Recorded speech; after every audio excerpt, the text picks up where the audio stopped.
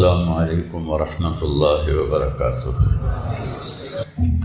الحمد للہ الذی لا نحصی ثناء علیہ وهو کما اثنى علی نفسہ واشہد ان لا الہ الا اللہ وحدہ لا شریک لہ واشہد ان سیدنا ومولانا محمدا عبدہ ورسولہ اما بعد۔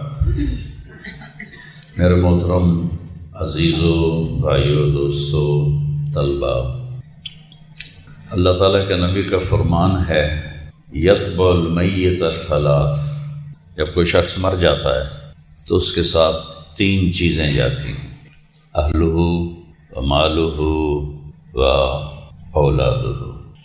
عربوں میں یہ رواج تھا، جب کوئی سردار مرتا تھا تو اس کی میت کے ساتھ رشتہ دار بھی اور اس کا جو گھوڑے، اونٹ، خچر، گدھے، اس کا مال، وہ سارا ساتھ جاتا تھا، اور رشتہ دار بھی، اور تیسرا فرمایا عمل بھی۔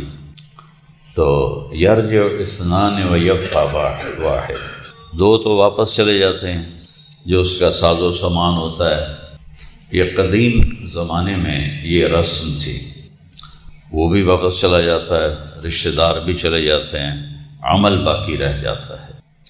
تو اگر وہ اچھا ہے تو وہ کامیاب ہے، تو برا ہے تو قبر سے خوفناک منظر کوئی نہیں ہے۔ میرے نبی نے فرمایا کہ میں نے قبر سے خوفناک منظر کوئی نہیں دیکھا، میرا جی چاہتا ہے میں تمہیں عذاب قبر دکھا دوں، لیکن پھر تم اپنے میتوں کو دفن کرنا چھوڑ دو گے۔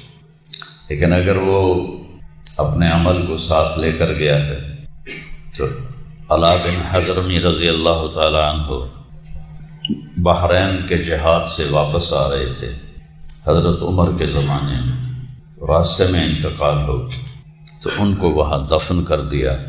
تو ایک مقامی آدمی نے کہا یہ ریتلی زمین ہے، یہاں جانور ہیں جو زمین کھود کے میت کو نکال کے کھا جاتے ہیں، تو اس کو یہاں سے نکالو، آگے ایک سخت زمین ہے وہاں دفن کر۔ تو صحابہ نے کہا ابھی تو دفن کیا ہے لہذا نکال لیتے ہیں۔ تو قبر کشائی کی گئی، اور حضرت انس رضی اللہ تعالیٰ عنہ فرماتے ہیں میں قبر میں اترا تو جب میں نے ایسے دیکھا تو وَإِذَا الْقَبْرُ مَدَّ الْبَصَرِ نُورٌ يَتَلَأْلَأُ، اللہ اکبر، میں نے دیکھا جہاں تک میری نظر جا رہی تھی قبر کھل چکی تھی اور نور سے جگمگا رہی تھی، یتلألأ۔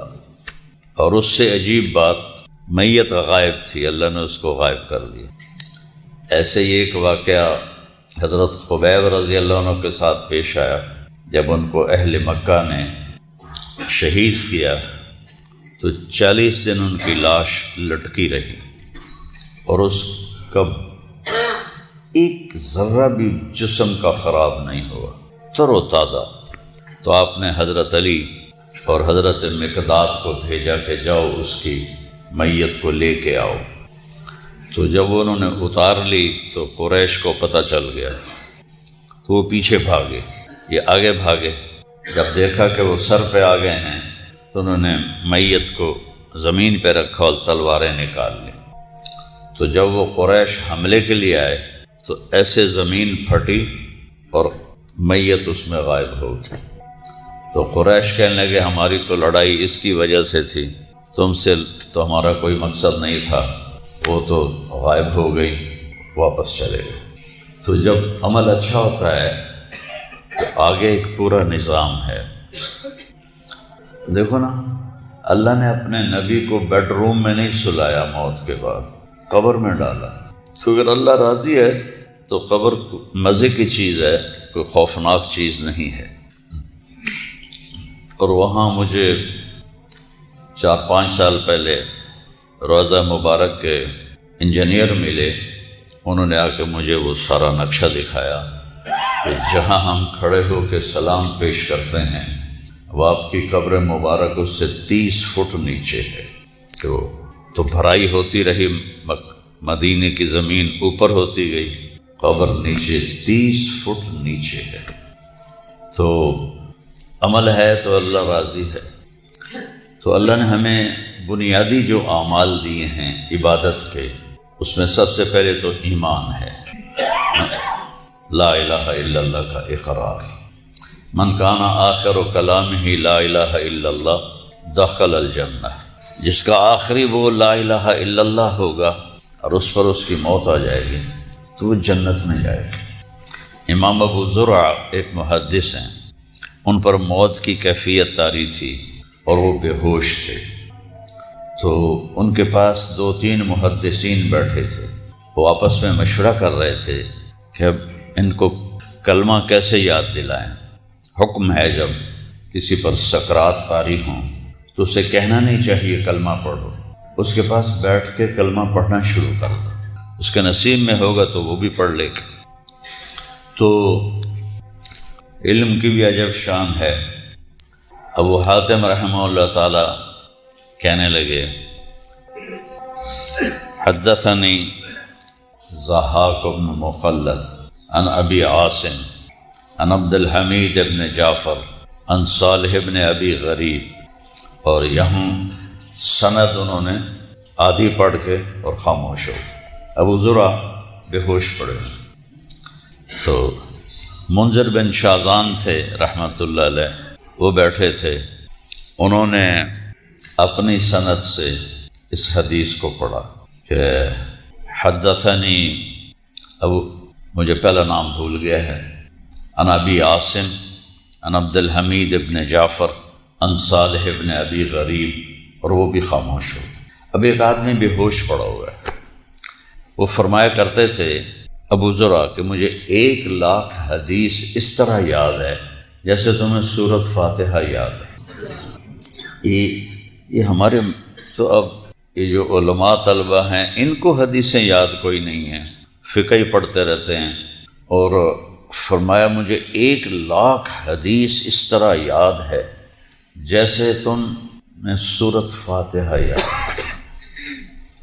ہاں، تو اب دونوں نے حدیث کی سند ادھوری پڑھ دی اور وہ بے ہوش پڑے ہوئے، تو ان کی اللہ نے زبان چلا دی۔ پہلے نے ضحاک بن مخلد، دوسرے نے منذر بن شازان، تو یہ ان کی سند ایک درجہ اوپر تھی، تو یہ بے ہوشی میں بولنے لگے حدثنی ابو عاصم۔ پہلا جو 2 نام تھے وہ ان کے استاد نہیں تھے، ان کے استاد اس سے بڑے تھے۔ حدثنی ابو عاصم، آنکھیں بند ہیں، بے ہوش ہیں، عن عبد الحمید ابن جعفر عن صالح ابن ابی غریب۔ اور پہلے 2 محدثین نے یہاں آ کر سند روک دی تھی، تو انہوں نے آگے پڑھی عن معاذ ابن جبل رضی اللہ تعالی عنہ قال قال رسول اللہ صلی اللہ علیہ وسلم من کان آخر کلامہ لا الہ الا اللہ دخل الجنہ، اور موت آ گئی۔ ادھر کلمہ پڑھا، حدیث بیان کی پوری سند کے ساتھ، اور موت آ گئی۔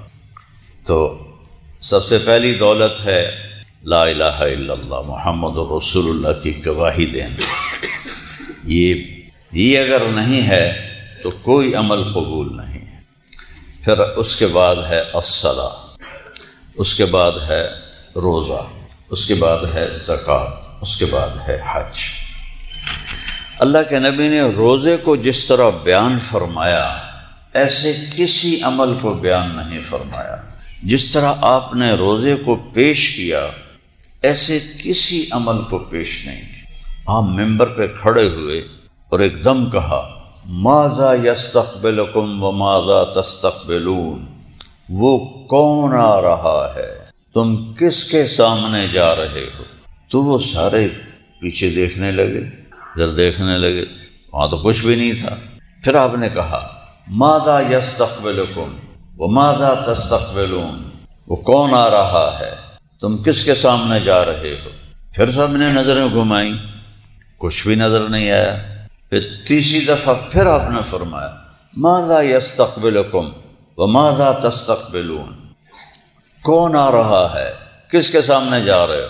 تو حضرت عمر رضی اللہ عنہ کھڑے ہو گئے، یا رسول اللہ اعدو حضر، کوئی دشمن آ گیا ہے جو آپ کو اللہ نے دکھا دیا ہے کہ وہ حملہ کے لیے آ رہا ہے تو ہم تیاری کریں؟ آپ نے فرمایا نہیں۔ تو پھر وہ کہنے لگے اوحی نزل، کیا وحی آئی ہے؟ آپ نے کہا نہیں۔ تو حضرت عمر نے پوچھا پھر کون آ رہا ہے؟ تو آپ نے فرمایا قد جاءکم رمضان، رمضان کا مہینہ آ گیا ہے۔ اس خوبصورتی کے ساتھ اور اتنی اس کی عظمت کو بڑھا کے جیسے آپ نے روزے کو بیان کیا، اتنا کسی عمل کو نہیں بیان کیا۔ تو پہلی امتوں پر بھی روزے فرض تھے، تو انہوں نے دین میں تحریف کی، وہ کبھی گرمی میں آتا تھا کبھی سردی میں آتا تھا، تو انہوں نے گرمی کے روزے سٹاپ کر دیے اور سردی میں فکس کر دیے اور 10 دن بڑھا دیے کہ یہ ہم نے تبدیلی کی ہے، اس کے بدلے میں ہم 10 روزے اور رکھیں گے۔ وہ 40 روزے رکھتے تھے، اور ان کا روزہ تھا افطاری سے افطاری، سحری کوئی نہیں تھی، جو افطاری میں کھا لیا اور پھر کل افطاری۔ ان پہ تراویح کی نماز کوئی نہیں تھی کہ وہ اپنی کتاب کے حافظ نہیں تھے۔ یہ واحد کتاب ہے قرآن، جس کو 7 سال کا بچہ بھی یاد کر لیتا ہے اور 70 سال کا بوڑھا بھی یاد کر لیتا ہے، اور بغیر سمجھے یاد کی جانے والی کتاب دنیا میں ایک ہے، وہ قرآن ہے۔ ہمارے بچوں کو تو کچھ پتہ نہیں ہوتا وہ کیا پڑھ رہے ہیں، آج کے عرب بچوں کو بھی کچھ پتہ نہیں ہوتا، چونکہ ان کے ہاں سے جو اصل عربی ہے وہ مٹ گئی ہے۔ تو ایک ایسی کتاب جو 30 پارے ہیں اور 6000 سے اوپر اس کی آیات ہیں، ان کو اس طرح یاد کرنا کہ زیر زبر کی غلطی نہ آئے۔ اور رائمنڈ میں جب میں پڑھتا تھا تو حفظ کا بھی شعبہ تھا، تو جو بچہ حافظ ہو جاتا تھا اس کا یہ امتحان ہوتا تھا کہ 1 دن میں پورا قرآن سنائے گا اور کوئی غلطی نہیں آئے گی، پھر اس کو حفظ کی سند ملتی تھی۔ اگر وہ 1 دن میں نہ پورا کر سکا یا 1 دن میں پورا کیا، ایک غلطی بھی آ گئی تو اس کو سند نہیں ملتی تھی۔ اس طرح سنائے کہ پورے قرآن میں ایک غلطی زیر زبر کی نہ ہو۔ یہ صرف قرآن ہے، قرآن کے علاوہ دنیا میں کوئی کتاب ایسی نہیں جو اس طرح یاد کی جائے، بغیر سمجھے یاد کی جائے، کسی لفظ کے مطلب کا پتہ ہی کوئی نہیں ہے اور وہ اس کو یاد کر رہا ہے۔ تو پہلی امتیں اپنی کتاب کی حافظ نہیں ہوتی تھیں، لہذا ان میں تراویح کی نماز ہو ہی نہیں سکتی تھی۔ صرف نبی کو کتاب یاد ہوتی تھی، باقی کسی کو یاد نہیں ہوتی۔ اور ہمارا بچہ بھی حافظ، بوڑھا بھی حافظ، سندھی بھی، پنجابی بھی، پٹھان بھی، بلوچ بھی، سب اللہ نے وَلَقَدْ يَسَّرْنَا الْقُرْآنَ لِلذِّكْرِ فَهَلْ مِن مُدَّكِرٍ، اس کے 2 مطلب ہیں کہ ہم نے قرآن کو آسان کر دیا، کوئی یاد کرنا چاہے آسان کر دیا۔ ہم نے قرآن کو نصیحت کے لیے آسان کر دیا، کوئی اس سے نصیحت لینا چاہے تو بالکل آسان ہے، مشکل نہیں ہے۔ تو ہمیں رات کو تراویح کی نماز ملی اور ہمیں سحری اور افطاری ملی۔ شروع میں 3 روزے 2 ہجری میں روزہ فرض ہوا شعبان کے بعد، تو روزہ ایسے ہی فرض ہوا جیسے بنی اسرائیل پر تھا، افطاری سے افطاری۔ اور روزہ کیسے شروع ہوتا تھا؟ افطاری کھا کے اگر آنکھ لگ گئی 1 منٹ کے لیے تو اگلا روزہ شروع ہو جاتا تھا۔ تو ایک صحابی ہیں قیس بن سرمہ رضی اللہ تعالیٰ عنہ، یہ اونٹ چراتے تھے، تو کافی مشقت کا کام ہے، تو اونٹ چرا کے واپس آئے تو بیوی سے پوچھا کوئی افطاری کا سامان ہے گھر میں؟ کہنے لگے کچھ بھی نہیں ہے، تم بیٹھو میں پڑوسیوں سے کچھ مانگ کے آتی ہوں۔ تو وہ اس کے لیے گئیں کہ کوئی میں اپنے خامند کے لیے افطاری اور اپنے لیے سامان لے کر آؤں۔ وہ لیٹے اور تھکے ہوئے تھے، نیند آ گئی۔ ادھر ان کی بیگم تھوڑا سا لیٹ ہو گئیں، سورج غروب ہو گیا، افطاریاں ہو گئیں۔ جب وہ اندر آئے تو کہنے لگی حلقت جب نہ سرمہ، سرما کے بیٹے تو مارا گیا، تو ان کی آنکھ کھلی، کیا ہوا؟ کہا اگلا روزہ شروع ہو گیا۔ اب سارا دن وہ ہماری طرح تو نہیں پیزے کھا کے سحری کرتے تھے، تو کھجور کھا کے سحری ہوتی تھی، یا جو کی خشک روٹی لی اور سحری ہو گئی۔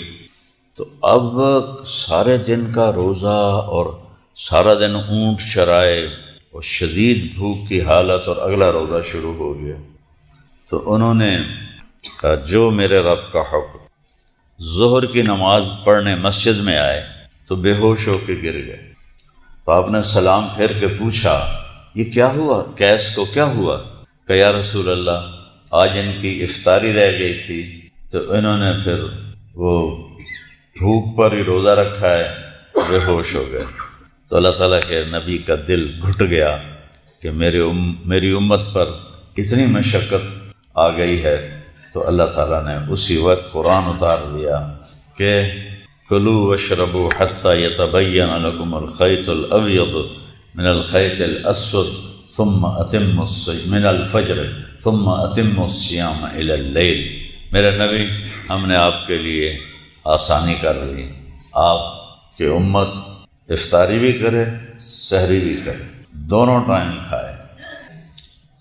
اور جب کالا دھاگا سفید دھاگے سے نظر آنے لگے تو روزہ بند کر دیا جائے۔ اب اس کا مطلب تھا کہ اندھیرا ہوتا ہے نا، تو سفید دھاگے کی طرح صبح صادق کی روشنی آتی۔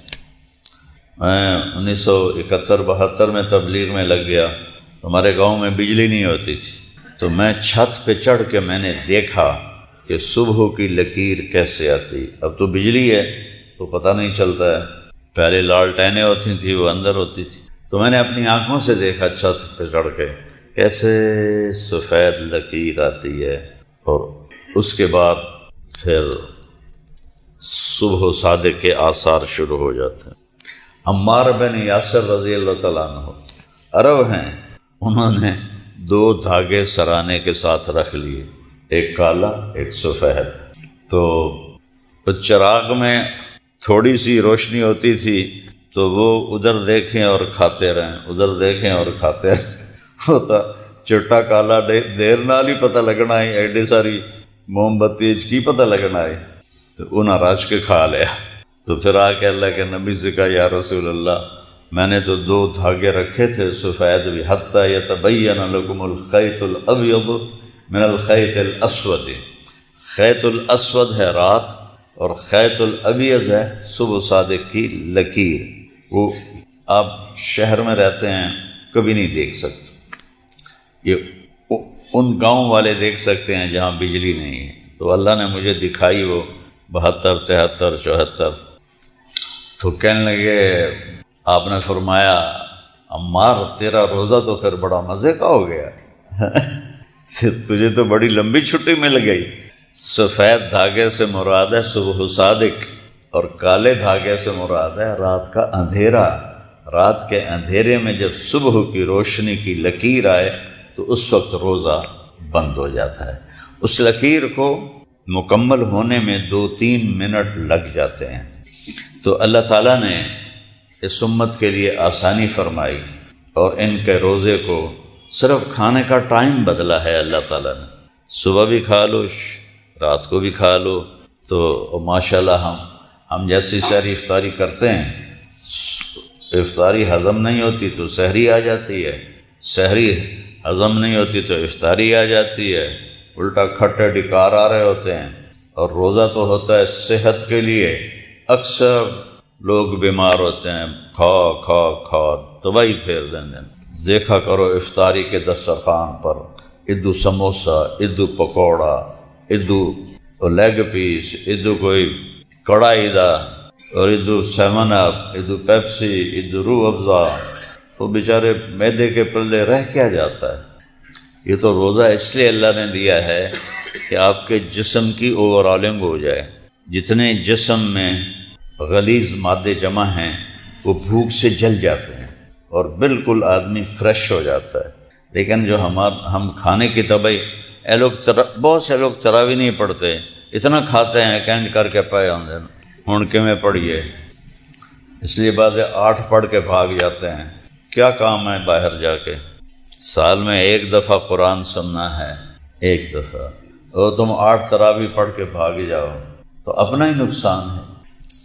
کوئی 8 تراویح پڑھ کے جانے سے گناہ نہیں ہوتا، لیکن نقصان بہت ہوتا ہے۔ تراویح کے ہر سجدے پہ 1500 نیکی لکھی جاتی ہے، تو 40 سجدے ہو گئے تراویح کے، اور 6 سجدے ہو گئے وطر کے، تو 46 کو 1500 سے ضرب دو، چلو اتلا 6 اڑا دے، 40 15 چوکی 60,000 نیکی آپ کما کے جا سکتے ہیں۔ اور ادھر جب آپ 8 پہ بھاگ جاتے ہیں تو 6400 آپ کو ملتی ہیں۔ کوئی ہے ایسا بے وقوف تاجر جو 60,000 پہ سودا بیچ سکتا ہو اور 6,000 پہ بیچ رہا ہو؟ ایک اور بات یاد ہے، مکے والے یہ جو ہم 4 تراویح کے بعد تھوڑی دیر بیٹھتے ہیں نا اور ایک دعا پڑھتے ہیں، مکے والے کیا کرتے تھے؟ 4 تراویح پڑھتے تھے اور 1 طواف کرتے تھے، پھر 4 تراویح پڑھتے تھے اور 1 طواف کرتے تھے، پھر 4 تراویح پڑھتے تھے، 1 طواف کرتے تھے۔ اس کو کہتے ہیں ترویحہ۔ ترویحہ کہتے ہیں تھوڑی دیر آرام کرنے کو، جس سے اس کا نام پڑا تراویح۔ ویسے حدیث میں تراویح کا لفظ کوئی نہیں ہے، قیام اللیل ہے، رات کا قیام۔ تو مدینے والوں نے سوچا یہ جو مکے والے ہیں یہ تو 5 طواف کر لیتے ہیں 20 تراویح میں، اور ہم 20 کے رہتے ہیں، لہذا ہم 40 تراویح پڑھیں گے۔ امام مالک کے دور میں 40 تراویح پڑھی جاتی تھی مدینے والوں نے، اور حضرت عمر ہمارے نبی نے 8 پڑھی اور 3 دن پڑھی، اور پھر خود فرمایا کہ مجھے تمہاری مشقت کا ڈر ہے۔ چوتھے دن آپ نے آ کے پڑھائی کوئی نہیں۔ ابوبکر صدیق کے زمانے میں 8 پڑھی جاتی تھی۔ حضرت عمر رضی اللہ تعالیٰ عنہ نے سب کو جمع کر کے 20 تراویح، ابی بن کعب رضی اللہ تعالیٰ عنہ اور تمیم داری سے فرمایا کہ 2 امام 20 تراویح پڑھاؤ۔ تو سینکڑوں سال سے امت کا عمل 20 تراویح کا ہے۔ تو میں کوئی مسئلے کی بحث نہیں چھڑ رہا، میں آپ کو دونوں عمل بتا رہا ہوں۔ اب آپ خود سوچو کہ آدھے گھنٹے مزید کی مشقت سے آپ کو 64,000 نیکیاں ملتی ہیں، اور آدھے گھنٹے کی سستی سے آپ کتنی ہزاروں نیکیاں ضائع کر دیتے ہیں۔ تو یہ کوئی عقل مندی کی بات تو نہیں۔ کوئی بیمار ہے، کسی کو کام جانا ہے، سفر کرنا ہے، مصروفیت ہے، ٹھیک ہے 8 پڑھ لیں، لیکن جو صرف اس واسطے کہ کھا ڈھیر لیا ہے، کھلوتا جاندہ نہیں، ڈکار تے ڈکار آ رہے ہیں، جگہ چلیے ساڑھے کول تو ہم نماز ہی نہیں پڑھی جاندی، تھوڑا سا کھا لیا کرو۔ کس پاگل نے کہا ہے کہ رج کے کھاؤ؟ ٹھنڈے بھی کھا رہے ہیں، گرم بھی کھا رہے ہیں، تو وہ میدا ہی ہے بیچارہ، کوئی وہ واشنگ مشین تو نہیں ہے کہ جو ڈالو گے اس کو دھو دے گا۔ اور میرے نبی نے کر کے دکھایا، 21 برس جو قتل کے منصوبے بناتے رہے، 21 سال مکے والے۔ جب آپ نے مکہ فتح کیا تو آپ نے ایک بول میں کہا جاؤ میں نے سب کو معاف کیا۔ آپ تبوک کے سفر سے واپس آ رہے تھے، آپ سوئے ہوئے تھے، صحابہ بھی سوئے ہوئے تھے، تو ایک بدو کافر کہیں سے آیا، غورس اس کا نام تھا، اس نے آپ ہی کی تلوار اٹھا کے آپ کی پسلی میں ماری یہاں۔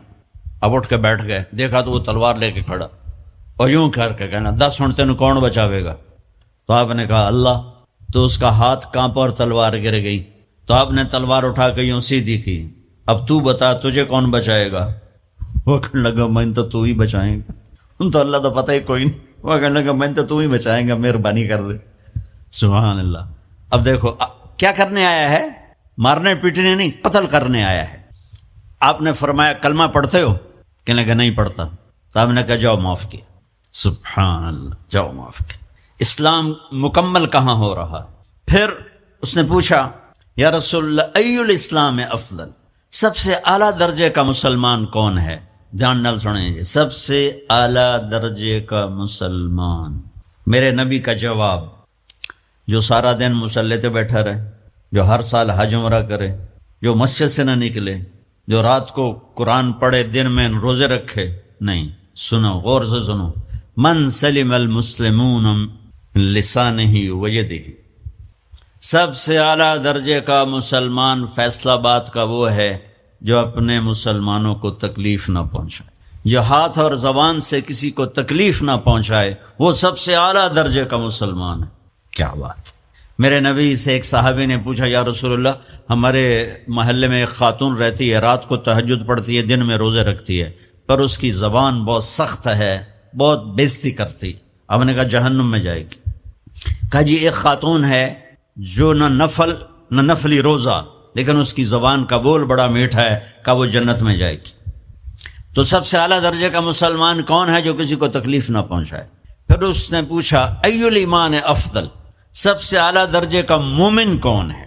تو آپ نے فرمایا حسن الاخلاق، جس کے اخلاق اچھے ہوں وہ سب سے اعلیٰ درجے کا ایمان والا ہے، کیونکہ تکلیف نہ پہنچانا اخلاق کی ایک صفت ہے، اور اخلاق کی بے شمار اقسام۔ میرے نبی نے فرمایا اچھے اخلاق 360 صفات کا نام ہے، ایک صفت بھی کسی مسلمان مرد عورت کے اندر ہوگی تو جنت میں چلا جائے گا۔ سامنے ابو بکر بیٹھے تھے، کہنے لگے یا رسول اللہ کو میرے اندر بھی ہے؟ تو آپ نے فرمایا تیرے اندر ساری ہے، ساری تیرے اندر ساری۔ تو ابتدا بھی بتا دی، انتہا بھی بتا دی، اور عبادت بھی مسلمان کو اخلاق تک پہنچاتی ہے۔ اب سنو قرآن سے، اللہ تعالیٰ انسان کسے کہتا ہے؟ ایمان والوں کو۔ ان الذین کفروا من اہل الکتاب والمشرکین فی نار جہنم خالدین فیہا اولئک ھم شر البریہ، سب سے بدترین مخلوق وہ ہے جو اللہ کو نہ مانے، جو اللہ کے دین کو نہ مانے۔ آپ نے کہا وہ سب سے بدترین مخلوق۔ تو لا الہ الا اللہ محمد رسول اللہ ہمیں انسانیت میں داخل کرتا ہے۔ انسان ہے ہی وہ جو لا الہ الا اللہ محمد الرسول اللہ کا کلمہ پڑھتا ہو میرے رب کے نزدیک۔ نماز کیا ہے؟ نماز کیا ہے؟ بول بھائی۔ ہاں، میرا اللہ کہتا ہے ان الصلاۃ تنہا، اب بھائی نہیں چل رہا،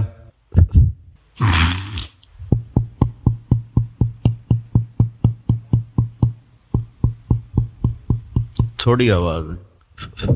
نماز کیا ہے؟ ان الصلاۃ تنہا عن الفحشاء والمنکر، تم نماز پڑھو، یہ تمہیں بد اخلاقی سے بچائے گی اور یہ تمہیں گناہوں سے بچائے گی۔ تو نماز بھی انسان کو اخلاق تک لے جا رہی، فحاشی سے بچائے گی، گناہوں سے بچائے گی، اخلاق کی طرف سفر۔ روزہ آ رہا ہے، روزہ کس لیے ہے؟ کتب علیکم الصیام کما کتب علی الذین من قبلکم لعلکم تتقون، تم پر روزہ فرض کیا ہے جیسے پہلوں پہ کیا تھا تاکہ تم تقوی والے بن جاؤ۔ تقوی والے کون ہیں؟ وسارعوا الی مغفرۃ من ربکم وجنۃ عرضها السماوات والارض اعدت للمتقین، کہ میرے بندو دوڑو جنت کی طرف جو تقوی والوں کے لیے۔ متقی کون ہوں دن تقوی والے یا اللہ کا؟ الذین ينفقون فی السراء والضراء، کا جو میرے نام پہ سخاوت کرتے ہیں، چاہے تنگ دست ہوں چاہے پیسے والے ہوں، چاہے تھوڑا مال ہوئے چاہے زیادہ مال ہوئے، وہ میرے نام پہ خرچ کر دیں۔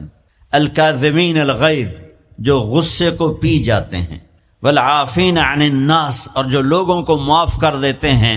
اللہ تعالیٰ کہہ رہا ہے یہ تقوی والے ہیں۔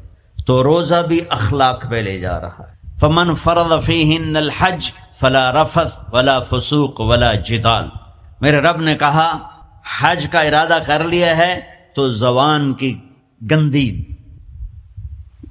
کا گندا لہجہ اور زبان کے گندے بول سے بچو، لڑائی سے بچو، گناہوں سے بچو۔ تو حج بھی میٹھے بول پہ لا رہا ہے، لڑائی سے بچنے پہ لا رہا ہے، نافرمانی سے بچنے پہ لا رہا ہے۔ خذ من اموالہم صدقۃ تطہرہم وتزکیہم بہا وصلی علیہم، میرا رب فرما رہا ہے میرے محبوب ان سے زکوٰۃ لیں اور ان کو پاک کریں اور ان کا تزکیہ کریں، ان کو ایک اچھا انسان بنائیں۔ زکوٰۃ ہو اخلاق بنتے ہیں، روزہ ہو اخلاق بنتے ہیں، حج ہو اخلاق بنتے ہیں، نماز ہو اخلاق بنتے ہیں، کلمہ ہو انسان بنتا ہے۔ یہ اتنا زور کیوں دیا ہے اخلاق پر کہ میرے بھائیو، اچھا معاشرہ جو وجود میں آتا ہے وہ ایک دوسرے کو معاف کرنے سے وجود میں آتا ہے۔ مسجد نماز کے لیے ہے، اور نماز ایک انفرادی عمل ہے جو کر کے میں گھر چلا جاتا ہوں، دفتر چلا جاتا ہوں، پڑھوں نہ پڑھوں، نہ پڑھنے کا گناہ مجھ پر، پڑھنے کی نیکی مجھ پر۔ لیکن اگر میرے اخلاق برے ہیں، روزہ میری چیز ہے، رکھوں اجر، نہیں رکھوں پکڑ، زکوٰۃ دے دوں اجر نہ دوں پکڑ، حج کر لوں اجر نہ کروں پکڑ، صرف میری ذات سے کے گرد ہے، نماز بھی، روزہ بھی، حج بھی، زکوٰۃ بھی۔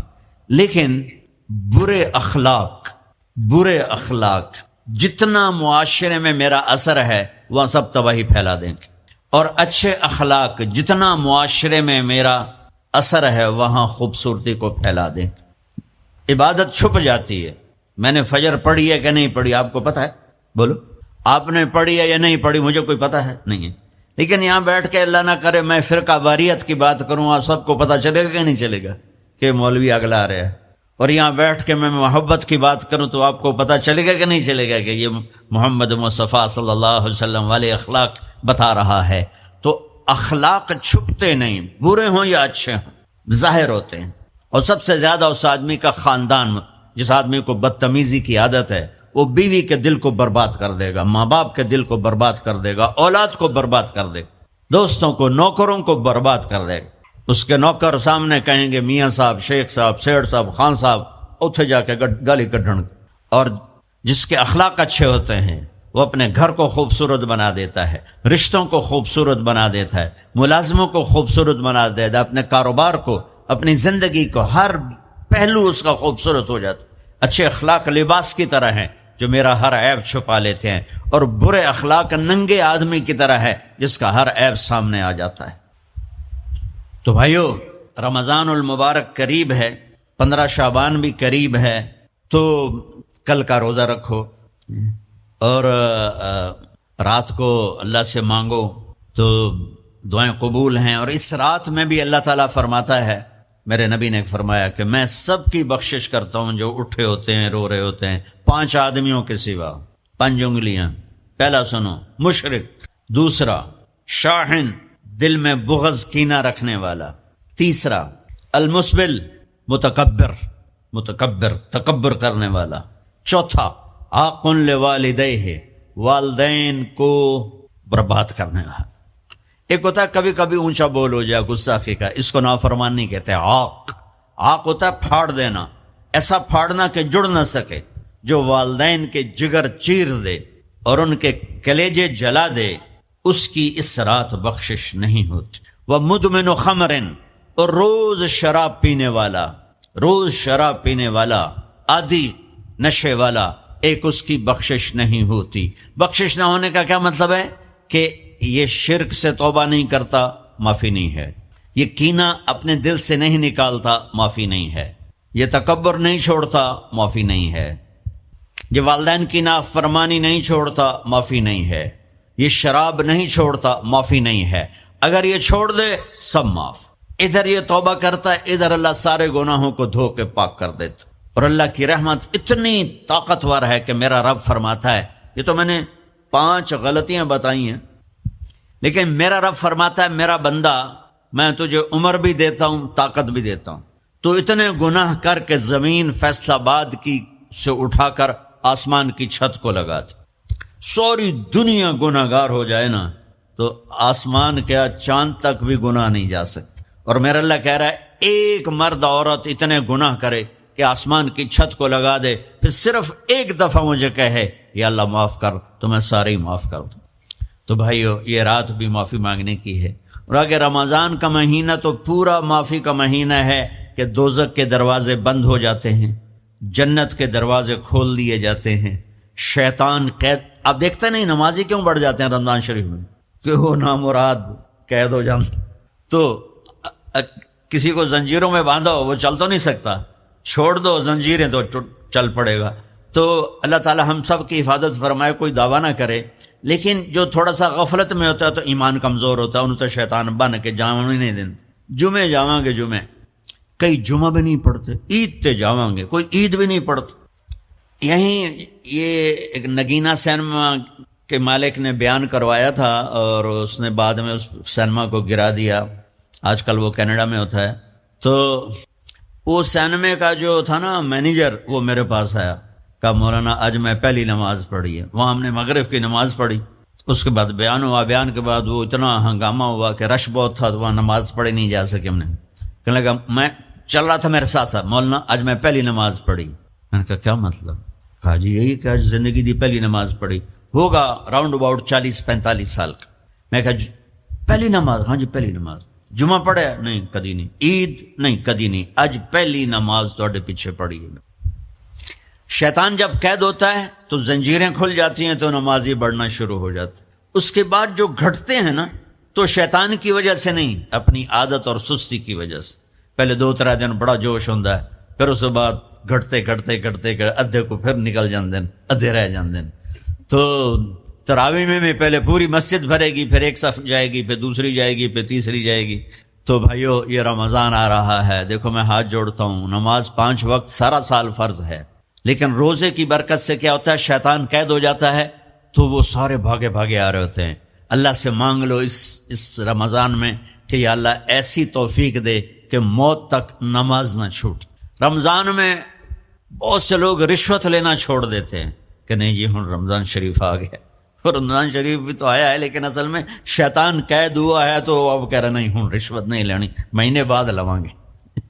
ڈنڈی مارنے والا کہتا ہے نہیں صحیح تولنا ہے، پھر رمضان تو بعد کٹھی کسر کر لواں گے.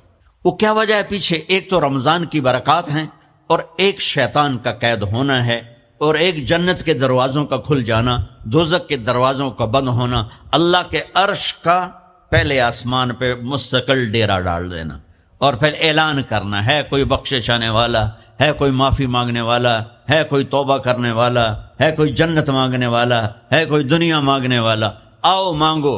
اور ایک فرشتہ اعلان کرتا ہے اے بھلائی کے چاہنے والے شاباش آگے بڑھ، اور دوسرا فرشتہ اعلان کرتا ہے اے برائی کے کرنے والے بس کر اور واپس آج، بس کر اور واپس آج.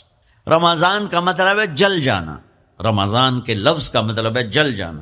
جلنے کا مطلب کیوں ہے اس میں کہ رمضان میں اللہ سارے گناہوں سے اپنے بندوں کو پاک کر دیتا ہے اور ان کے گناہوں کو جلا دیتا ہے، جس سے وہ پاک ہو کر جیسے سونا آگ میں جل کے خالص ہو کے باہر آتا ہے، روزہ رکھنے والا بھوک کی آگ میں جل کے خالص ہو کے باہر آ جاتا ہے، اللہ اس کے سارے گناہ معاف فرماتا ہے. تو میرے عزیز و رمضان شریف آ رہا ہے، اپنے دل کو کینہ سے صاف کرو، بغض سے صاف کرو، نفرت سے صاف کرو. کسی سے لڑے ہوئے ہو اللہ کے واسطے صلح کر لو، یہ لڑنے کی جگہ نہیں ہے، محبت کر کے جاؤ تو اللہ بڑے اونچے عالی درجات نصیب فرمائے گا. اور اللہ تعالیٰ موقع دے تو رمضان میں ایک 3 دن تبلیغ میں اللہ کے راستے میں ضرور لگا لینا. تو سارے بھائی نیت کرتے ہو، سنتیں پڑھ، باقی ساری نسبتیں مٹا دے، نفرتیں مٹا دے، فرقہ واریت مٹا دے. میں یہ ہوں، میں وہ ہوں، اس کو سلام نہیں کرنا، ان کے پیچھے نماز نہیں پڑھنی، یہ کافر ہے، یہ مرتد ہے، یہ وہ ہے، یہ وہ ہے. یہ جو ممبر سے آگ برس رہی ہے اور خطیبوں کی زبان سے شعلے نکل رہے ہیں، یہ ان کو اللہ قیامت کے دن پوچھے گا کہ جب ان الذین فرقوا دینہم لست منہم فی شیء انما امرہم الی اللہ. کتنی بڑی دھمکی اللہ دے رہا ہے. یہ جو فرقہ واریت پھیلا رہے ہیں آپ کا ان سے کوئی واسطہ نہیں، آپ کا ان سے کوئی رشتہ نہیں. میں نانو آپ پہ قیامت اللہ دیں رولر پھیرنا ہے. پھر میں ہم امت ہیں، ہم امتی ہیں. اب کوئی کسی طرح فکر رکھتا ہے، کوئی کسی خیال کا ہے، کوئی کسی خیال کا ہے. سب کے لیے باہیں پھیلا دو، اپنی باہوں کو لمبے راستوں کی طرح کر دو. ہر راستہ دنیا کے راستوں کی طرح اپنی باہیں پھیلا دو، اور ہر آنے والوں کو سینے سے لگا لو. جنت دوزخ کے فیصلے اللہ نے کرنے ہیں، میں نے نہیں کرنے. کفر اسلام کے فیصلے اللہ نے کرنے ہیں، میں نے نہیں کرنے.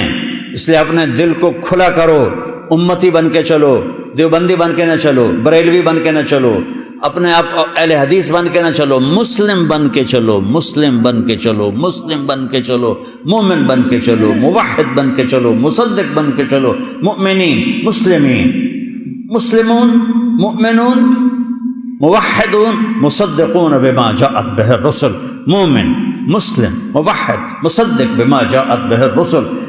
امتی بن کے چلو. یہ جو ہم ٹوٹے ہوئے ہیں فرقوں میں، اس حال میں کبھی نہ ہمیں جنت کی ہوا لگے گی نہ دنیا کے مزے دیکھ سکو گے، یہاں بھی ذلت ہوگی، آگے بھی لتر پڑیں گے۔ تو سارے وہاں پہنچیں گے تو دوسرے چشمے سے وضو کریں گے تو چہرے تر و تازہ۔ اب بھائی جنت چلیے، دیر ہو گئی، کھلوتے کھلوتے رہ گئے، تو کہیں گے یاوی کی میں کو کنڈا لگا ہوا ہے، تو کہیں گے چلیے یار باب آدم کول چلیے، وہی بری آیا دنیا۔ تو سارے اہل ایمان، یہ امت بھی سب، یا ابانا استفتح لنا الباب، یا ابانا استفتح لنا الباب، بابا جی، ابا جان، آپ سارے نبیوں کے باپ، دروازہ تو کھلوا دیں۔ وہ کہے گا پتر میں تو تنوں کٹھایا ہی اندر جاما واسطے، کہیں ہور نہ لگا کرو، میں تو نہیں یہ کام کر سکتا۔ پھر وہ آئیں گے نوح علیہ السلام کے پاس، ہمیں اندر جانے کے لیے کوئی دروازہ کھلوا دیں۔ آدم علیہ السلام سے چلتے چلتے عیسیٰ علیہ السلام تک پہنچیں گے، دروازہ کہیں گے نہیں ہمارے بس میں نہیں، ہمارے بس میں نہیں، یہاں تک کہ پہنچیں گے عیسیٰ علیہ السلام کے پاس۔ سارے نبیوں سے گھوم کر آئیں گے عیسیٰ علیہ السلام کے پاس، یہ دروازہ تو کھلوا دے۔ عیسیٰ علیہ السلام ایک نئی بات بتائیں گے، وہ پرانی بات دہرائیں گے، بھائی یہ میرا کام نہیں ہے، ہاں میں تمہیں پتہ بتاتا ہوں کہ آج دروازہ کون کھلا سکتا ہے۔ کہ جی یہ تو دسو جی تو ہف گئے ہیں ٹور کے، 1.25 لاکھ نبیاں کل جانا کوئی سوکھا کم۔ وہ کہیں گے جاؤ محمد الرسول اللہ، محمد بن عبداللہ بن عبد المطلب بن ہاشم بن عبد مناف بن قصی بن کلاب بن مرہ بن کعب بن لبی بن غالب بن فہر بن مالک بن نضر بن کنانہ بن خزیمہ بن مدرکہ بن الیاس بن مضر بن نزار بن معد بن عدنان بن اود بن حمیسہ بن سلامان بن عوس بن بوز بن قموال بن ابی بن عوام بن ناشد بن حزا بن بلداس بن یدلاف بن طابخ بن جاحم بن ناحش بن ماخی بن عیفی بن عبقر بن عبید بن الدعاء بن حمدان بن سنبر بن یثربی بن یحزن بن یلحن بن ارعوہ بن عیذی بن ذیشان بن عیسر بن اقناد بن ایہام بن مقصر بن ناحذ بن زارع بن سمی بن مزی بن عوض بن عرام بن قیدار بن اسماعیل بن ابراہیم بن آذر بن ناحور بن سرول بن رعو بن فائج بن عابر بن ارفقشاد بن سام بن نوح بن لامک بن متوشال بن ادریس بن یرد بن ملحل ایل بن قینان بن آنوش بن شیس بن آدم علیہ الصلاۃ والسلام۔ یہ ہے میرا نبی، وہ نبیوں میں رحمت لقب پانے والا، مرادیں غریبوں کی برلانے والا، غریبوں کا والی، یتیموں کا مولا، یہ ہے میرا نبی، یہ ہے محمد مصطفیٰ، ہاشمی، عربی، قرشی، یہ ہے میرا نبی، یہ ہے آپ کا نبی۔ اس کی زندگی کو اپناؤ، اس کی زندگی کو اپناؤ، اندر سے بھی باہر سے، اندر کو نفرتوں سے پاک کرو، اندر کو حسد سے پاک کرو، اندر کو ریاکاری سے پاک کرو، اندر کو بغض سے پاک کرو، اندر کو دنیا کی ہوس سے پاک کرو، دنیا کے لالچ سے پاک کرو، آنکھوں کو بے حیائی سے پاک کرو، کانوں کو بے حیائی سے پاک کرو، زبان سے بے حیائی کے لفظوں سے اپنی زبان کو پاک کرو۔ مسلمان کو ماں بہن کی گالی دینا گناہ کبیرہ ہے، گناہ کبیرہ ہے، گناہ کبیرہ ہے، گالی نہ دو، سباب المؤمن فسوق۔ اب آ جاؤ، پھر آپ سارے آ گئے، یا رسول اللہ ٹوٹر تھک گئے ہیں، سنیں تو آج بوا کھولنا ہے، مہربانی کرو۔ آپ کہیں گے انا لہو انا لہو انا لہو، یہ میں نے ہی کرنا تھا، یہ میں نے ہی کرنا تھا، یہ میں ہی کروں گا۔ اچھا پہلے ہی کیوں نہیں چلے گئے محمد مصطفیٰ کے پاس صلی اللہ علیہ وسلم؟ اللہ نے بھلا دیا، اور اللہ نے اپنے نبی کے مرتبے کو، شان کو بلند کر کے دکھایا کہ محمد سے وفاتوں نے تو ہم تیرے ہیں، یہ جہاں چیز ہے کہ لوح و قلم تیرے۔ ایک دفعہ مجھے کسی نے کہا کہ آپ کا ذوق ہے شعر و شاعری، تو اقبال کا سب سے اعلیٰ شعر کون سا ہے؟ میں نے کہا اپنے ذوق کی بات ہے، میرے نزدیک تو اقبال کا سب سے اعلیٰ شعر ہے کہ محمد سے وفاتوں نے تو ہم تیرے ہیں، یہ جہاں چیز ہے کیا لوح و قلم تیرے۔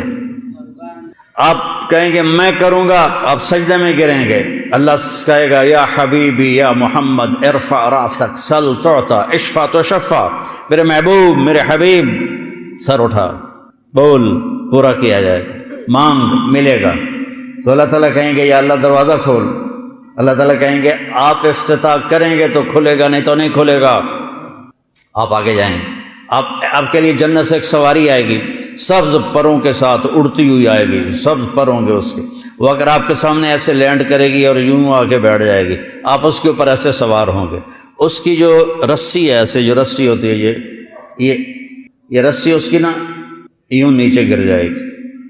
نیچے گرنے کا مطلب ہے کہ یہ رسی آپ نے نہیں سنبھالنی، آپ نے اس سواری کو خود نہیں چلانا، اس کی لگام میرے نبی نے نہیں پکڑنی۔ کوئی آنے والا ہے نوکر، کوئی خادم آنے والا ہے، بڑے بھاگاں والا، بڑے نصیباں والا، بڑے جڑا نبی دی سواری دی واگ نپے، اس تو بڑے بھاگ کہندے ہون گے، سارے دے سر چون جاون گے۔ لے ویکھو بھائی ہن کہندے نصیب میرے رب کی طرف سے اعلان ہوگا، بلال حبشی کو یہ واگ پکڑا۔ بلال حبشی، آپ نے کہا میرے آگے آگے چلے گا، پھر آپ نے کہا میں آؤں گا، ایسے میں دروازے کو کھٹکھٹاؤں گا تو اندر سے آواز آئے گی کون؟ میں کہوں گا محمد الرسول اللہ۔ تو وہ کہے گا یا رسول اللہ امرت اللہ افتح لأحد قبلک ولن اقوم لأحد بعدک۔ یا رسول اللہ مجھے آپ کے رب نے فرمایا تھا جب تک میرا حبیب نہ آئے دروازہ نہیں کھولنا ہے۔ یہ وہ رسول ہے جس سے ہم بے وفائی کر رہے ہیں، چند ٹکوں پہ جھوٹ بولتے ہیں، آٹھوں بازار جھوٹ کی ظلمت میں ڈوبے ہوئے ہیں، سود کی ظلمت میں ڈوبے ہوئے ہیں، دھوکے فراڈ کی ظلمت میں ڈوبے ہوئے ہیں، چند ٹکوں پر ایک دوسرے کو ماں بہن کی گالیاں دے دے کے اپنی تباہی خرید لیتے ہیں۔ یا ادھار دینا بند کر دو، نقد کرو، اور اگر ادھار دینا ہے پھر گالی دینا بند کرو۔ اب گالیاں دے کے تم اپنی آخرت کو تباہ و برباد کر دیتے ہو۔ اذا تصابت امتی سقطت من عین اللہ، جب میری امت گالیاں نکالے گی تو اللہ کی نظروں سے گر جائے گی۔ تو میں تاجروں سے کہتا ہوں یا ادھار دینا بند کرو، اور اگر دیتے ہو تو پھر گالی نکالنا بند کرو، صبر کرو۔ ہے یا رسول اللہ مجھے حکم ہے جب تک آپ نہ آئیں دروازہ نہ کھولوں، اور میں رضوان بول رہا ہوں، میں آج پہلی دفعہ کسی کے لیے کھڑا ہوا ہوں اور آخری دفعہ کھڑا ہو رہا ہوں، میں آئندہ کبھی کسی کے لیے کھڑا نہیں ہوں گا، اور ایسے دروازہ کھلے گا۔ رب نے کہا فَأَدْخُلَهَا، اور میں جنت میں داخل ہوں گا، وَمَعِيَ فُقَرَاءُ الْمُؤْمِنِينَ، اور میرے ساتھ پہلے کون ہیں؟ میری امت کے غریب لوگ، میری امت کے غریب لوگ، مالدار نہیں، چاہے وہ نیک بھی ہیں وہ پیچھے ہوں گے۔ غریب لوگ ریڑھی والے، ٹانگے والے، چنچی والے، رکشے والے، کہ یہ سب مزدوری کرنے والے، دیہڑی دار، کہ یہ آگے آگے ہوں گے، میرے ساتھ ہوں گے، اور میں ان کے ساتھ جنت میں داخل ہوں گا۔ اور مالدار لوگ پیچھے ہوں گے، آئیں گے وہ بھی، لیکن وہ پیچھے ہوں گے۔ میں فقراء المؤمنین۔ ابو بکر کہنے لگے یا رسول اللہ میرا جی چاہتا ہے میں بھی ساتھ ہوں۔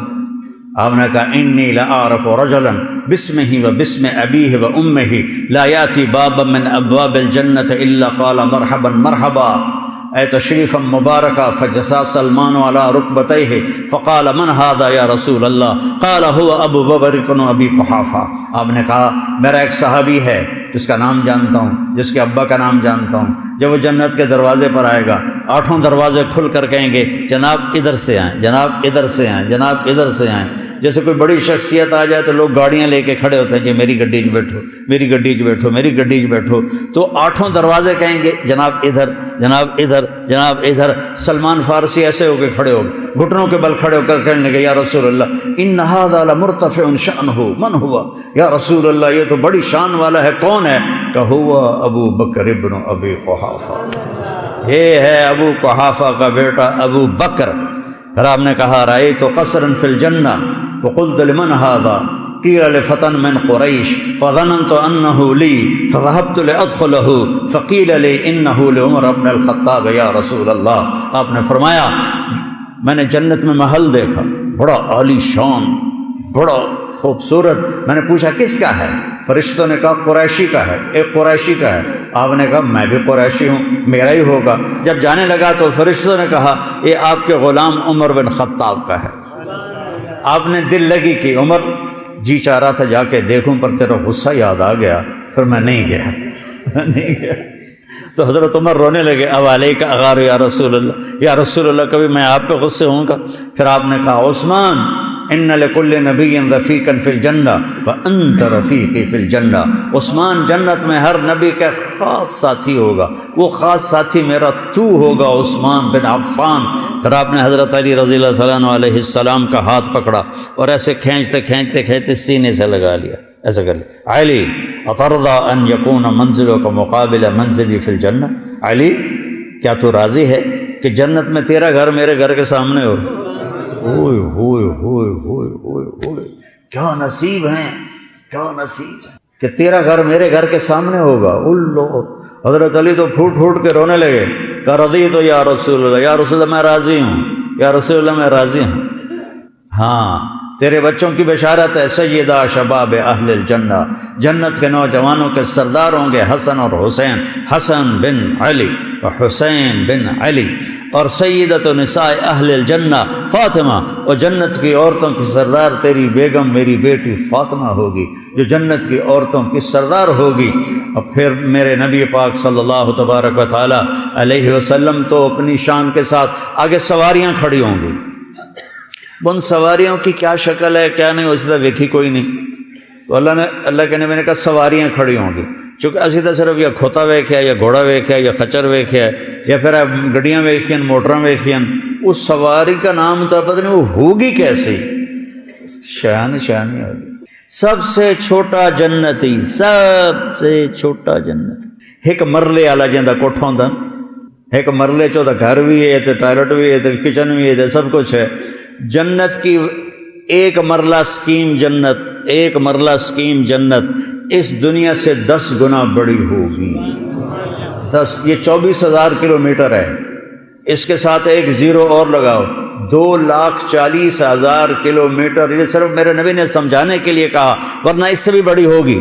یہ سب سے یہ وہ مسلمان ہوگا جو دوزخ میں پٹ رہا ہوگا، جل رہا ہوگا، اللہ ہم سب کی حفاظت فرمائے۔ شکر ہے اللہ کے نبی نے اس کا نام بھی بتا دیا، وہ اس کا نام ہے، آپ نے کہا اس کا نام ہوگا جوہینہ، اور اس کا قبیلہ بھی بتا دیا جوہینہ، عرباں چو ہے ساڈے چو کوئی نہیں۔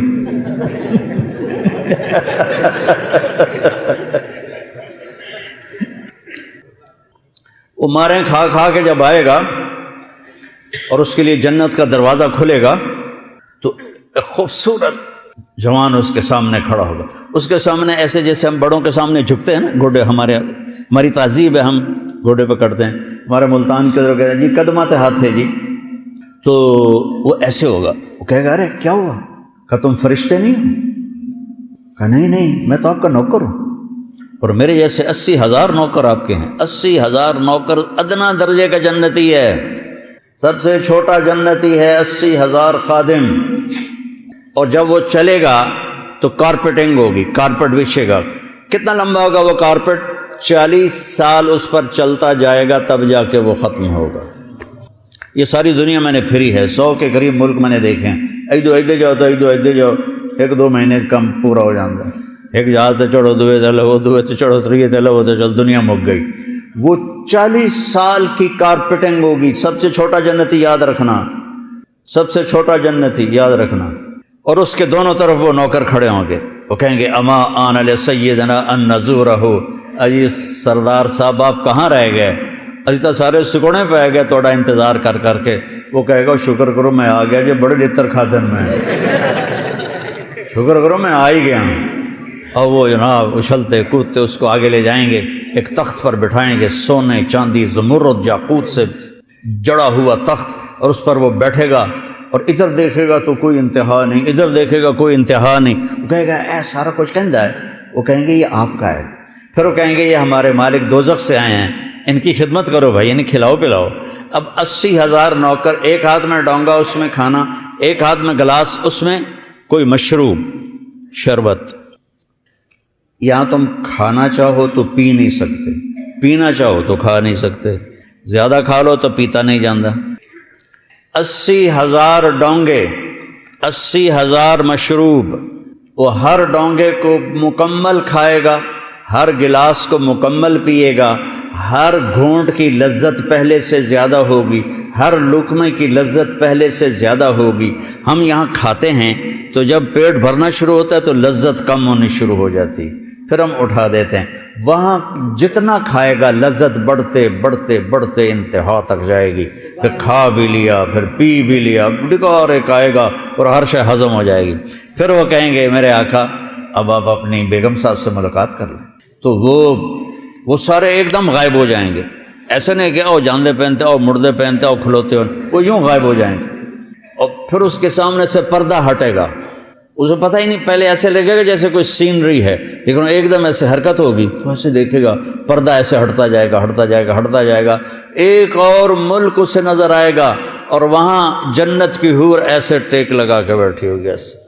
موت ہوتی تو مر جاتا، یہ موت ہوتی تو مر جاتا، واللہ الذی لا الہ غیرہ، اگر موت ہوتی لولا اللہ قضا لأہل الجنت اللہ یموت لمات من حسنہا و جمالہا، جنت کی عورتوں کو دیکھو گے تو میرے رب ذوالجلال کی قسم، میرے نبی نے فرمایا اگر موت مر نہ گئی ہوتی تو ایک جھلک سے مر جاتے سارے۔ جب وہ اس کو دیکھے گا تو اس کی آنکھیں پھٹ جائیں گی ایسے، اور حرکت بھی اس کی بند ہو جائے گی، اور ویکھی جا رہے ہیں ویکھی جا رہے ہیں ویکھی جا رہے ہیں، نہ ایس پاسے نہ ایس پاسے، نہ انہوں کھرک ہوں دیئے نہ وہیں کوئی پاسا پرتا اندہ با این ویکھی جاندہ، 40 سال دیکھتا رہے گا، 40 سال بغیر پلک جھپکے، ایسی کشش ہوگی، آخر وہ بولے گی اما لک فینا من رغبت، آپ کو میرا شوق کوئی نہیں؟ پھر وہ کہے گا من انتی یا ہذہ، تو کون ہے بی بی بتا تو صحیح، وہ کہے گی انا من اللواتی خبین لک، میں وہ ہوں جو تیرے انتظار میں بیٹھے بیٹھے سکڑے پہ گئی، کدھر رہ گیا ہوں؟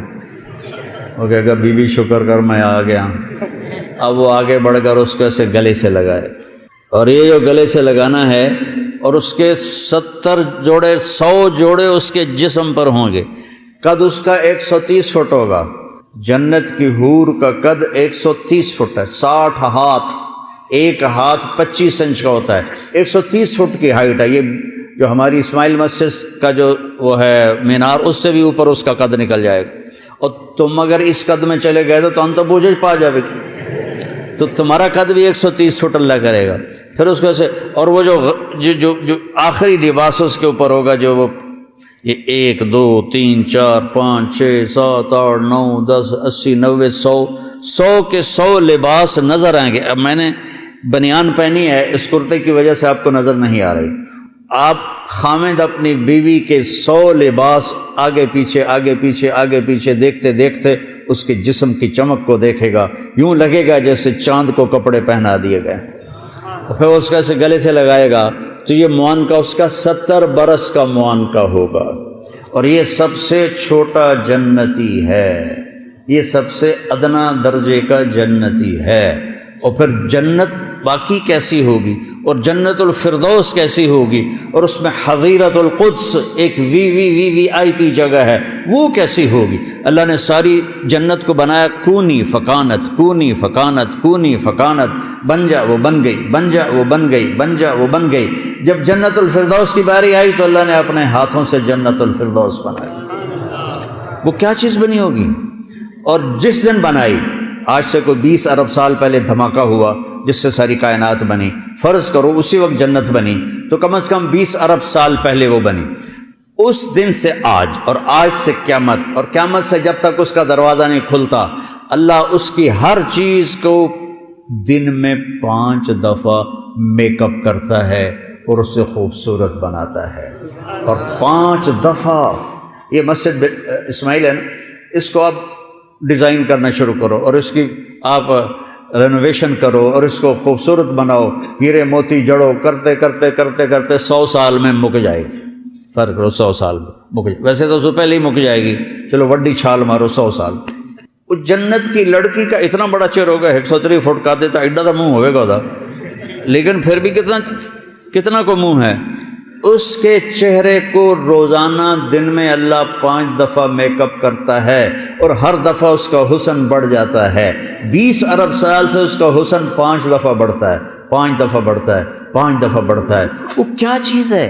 یہاں دلہن وہ نہیں، وہ جو ہوتے ہیں بیوٹی پارلر، وہاں بچیاں جاتی ہیں دلہن بننے 5-6 گھنٹے 7 گھنٹے 8 گھنٹے، تو اس کے بعد وہ منہ ہی مک جاندہ ہے، تو اب اس کے اوپر پاؤڈر کا پورا ڈبہ تو نہیں تھوپنا، یہ پوری لپسٹک تو نہیں ہوتی چاڑنی، تو 5-6 گھنٹے بعد اس کا میک اپ ختم ہو جاتا ہے اور ایک پسینے کی لکیر آتی ہے اور میک اپ ختم ہو جاتا ہے، اور اللہ اس جنت کی حور کا میک اپ خود کر رہا ہے، اور دن میں 5 دفعہ اس کو، ہر دفعہ پہلے سے خوبصورت، ایک، پھر دوسری دفعہ، پھر تیسری دفعہ، پھر چوتھی دفعہ، پھر 5ویں دفعہ، اور اس طرح کرتے کرتے کرتے کرتے 20 ارب سال ہو چکے ہیں، اور آئندہ سال بھی لگیں گے۔ مجھے بتاؤ جب وہ تمہارے سامنے آئے گی تو کیا حال ہوگا؟ اور یہ سب کو چھوڑو، جب اللہ اپنا دیدار کرائے گا تو کیا حال ہوگا؟ از لذت دیدارش خسرو چتواں گفتن سردادن و جاں دادن نادیدہ رخ یارے خسرو، یا رب تجھے دیکھے بغیر جانیں قربان کر دیں، گردنیں کٹا دیں، جسم کٹوا دیے، ٹوٹے ٹوٹے ہو گئے تیرے عشق میں، بن دیکھے یہ سب کچھ کر دیا، جب تجھے دیکھیں گے تو ہمارا کیا حال ہوگا؟ اور پھر اللہ تعالیٰ پوچھے گا کیا حال ہے؟ خوش ہو؟ اللہ گولڈن سے کہے گا موٹر سائیکل چاہیے؟ وہ کہیں گے یا رب وما لنا الا الارض وقد آتیتنا ما لم تؤت احدا من خلقک، یا اللہ ہم کیسے راضی نہ ہوں، تو نے ہمیں وہ دے دیا جو کبھی نہیں دیا۔ اللہ کہے گا افلا اعطیکم بافضل من ذلکم، اب اس سے بھی بڑی چیز دوں؟ وہ کہیں گے ما ہوا، وہ کیا ہے؟ یا اللہ جنت لب گئی، حور قصور لب گئے، ان کیڑی شے؟ تو اللہ کہے گا احل علیکم رضوانی فلا اسخط علیکم ابدا، جاؤ میں تم سے راضی ہو گیا، اب کبھی ناراض نہیں ہوں۔ اب آئے گی آواز زندہ رہو، ان لکم من تحیوا فلا تموتوا ابدا، مبارک ہو موت مر گئی ہمیشہ زندہ رہو گے، ان لکم من تشبوا فلا تحرموا ابدا، اب کبھی بوڑھے نہیں ہوگے ہمیشہ جوان رہو گے، ان لکم من تصحوا فلا تسقموا ابدا، اب تم ہمیشہ صحت مند رہو گے بیمار نہیں ہوگے، ان لکم من تنعموا فلا تبأسوا ابدا، تم ہمیشہ تر و تازہ رہو گے، نعمتوں میں رہو گے، کبھی تم پر کوئی حال نہیں آئے گا۔ یہ ایک راستہ ہے جو ہمیں وہاں تک پہنچاتا ہے۔ یہ دعوت کی محنت بھائی اس کلمے کو سیکھنے کی محنت ہے، ان اعمال کو سیکھنے کی محنت ہے، اور اس کو آگے پھیلانے پہنچانے کی محنت ہے، جس سے ہم دنیا میں بھی ہم اگر اللہ راضی ہے تو مزے ہیں، قبر میں بھی مزے ہیں، اور حشر میں بھی مزے ہیں، اور آخرت میں بھی مزے ہیں، اور جنت میں ہمیشہ ہمیشہ کے مزے ہیں۔ میں نے ایک دفعہ میں جو آپ کو جنت کی حور بتاتا ہوں نا، یہ وہ ہے جو میں نے پڑھا ہے کہ اگر سورج کو انگلی دکھا دے، انگلی نہیں اتنا حصہ، لو ان بنانا من بنانہا بدا لغلب ضوءہ ضوء الشمس کما یغلب ضوء الشمس ضوء النجوم، اگر ایک انگلی کا پورا ایسے چھوٹا یہ ایسے کر دے نا تو سورج نظر نہیں آئے گا۔ لو بسقت بسقتا فی سبعۃ ابحر لکانت احلی من العسل، 7 سمندر میں تھوک ڈال دے تو 7 سمندر شہد سے زیادہ میٹھے ہو جائیں۔ دنیا کی حسینہ عالم شہد میں تھوک ڈال کے تمہیں پیش کرے، کیا کرو گے؟ ادھر منہ تے مارو گے، پٹھان ہوئے گا تو لتر بھی مارے گا۔ اور وہ سمندر، میں نے سارے سمندروں کے سفر کیا ہیں، تو جب میں اس سمندر کو دیکھتا ہوں پھر مجھے یہ حدیث یاد آتی ہے، تو میں کہتا ہوں اللہ اکبر، یا اللہ، اس کو تھوک نہیں آتی، ویسے زور لگا کے ادو ادو اکٹھا کر کے تھو کرے تو 2-4 چھوٹے سے چھینٹے پڑ جائیں تو 7 سمندر شہد سے میٹھے ہو جائیں گے۔ ایسے کلائی کو ظاہر کر دے تو کائنات روشن ہو جائے گی، چہرے سے نقاب ہٹا دے تو کلیجے پھٹ جائیں گے، ایک قدم اٹھائے تو ایک قدم میں 1,00,000 نظریں اور 1,00,000 نخرے اور ناز و انداز دکھاتی ہے۔ وہ کیا چیز ہے؟ جب وہ سامنے آتی ہے تو نظر چہرہ سامنے ہے، جب وہ پیٹھ پھیر کے جاتی پھر بھی چہرہ سامنے رہتا ہے۔ چس آ گئے کہ نہیں؟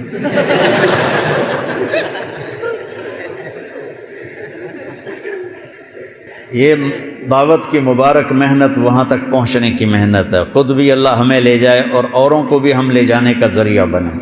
تو آج بہت بڑا مجمع آیا ہوا ہے، سب مجھے 95% نوجوان نظر آ رہے ہیں۔ ہم زندگی کی ابتدا کہاں سے کریں کہ جو آج تک ہم سے خطائیں ہوئیں ہم توبہ کریں اور نئی زندگی کی نیت کریں، اور اس کو سیکھنے کے لیے ہیں 4 مہینے کے لیے نکلیں، 40 دن کے لیے نکلیں، اور ہر مہینے 3 دن کے لیے نکلیں، اپنی مسجدوں کے گشتوں میں شریک ہوں۔ تو پہلے میرے ساتھ مل کر توبہ کی نیت کرو، کرتے ہو تو کہو یا اللہ میری توبہ، پھر کہو یا اللہ میری توبہ، پھر کہو یا اللہ میری توبہ۔ اگر آپ نے دل سے کہا ہے تو اللہ کی قسم اللہ نے سب معاف کر دیا، سب معاف کر دیا۔ میں نواب شاہ میں تھا، ایک وڈیرا آیا اور بہت عجیب اس کی زندگی تھی۔ اس نے بیان سنا، میں آخر میں توبہ کراتا ہوں، اس نے بڑی بڑی مونچھیں، اس نے زور زور سے اللہ میری توبہ، اور ساتھ روئے اللہ میری توبہ اور روئے۔ ساری زندگی اس کی غفلتوں میں گزری، چند آنسو اس نے ندامت کے بہائے اور اسی رات اس کا انتقال ہو گیا۔ توبہ کے ساتھ چلا گیا۔ ان التوبۃ تہدم ما کان قبلھا، جب آدمی سچے دل سے توبہ کرتا ہے پھر یقین رکھے کہ اب اس کے گناہ معاف ہو گئے۔ تو بھائیو توبہ کر لی نا سب نے؟ تو اب بھائی اب آپ 4 مہینے کے جن کے نہیں لگے وہ ارادے کرو بھائی، اپنے ہاتھ کھڑے کر کے بتاؤ۔ تھوڑی ہوگی، روزے کی بھوک بھی ستائے گی اور رات کے جاگنے کی وجہ سے نیند بھی ستائے گی، لیکن اس میں ایک لفظ سینکڑوں لفظوں پہ بھاری ہوگا، غیر رمضان۔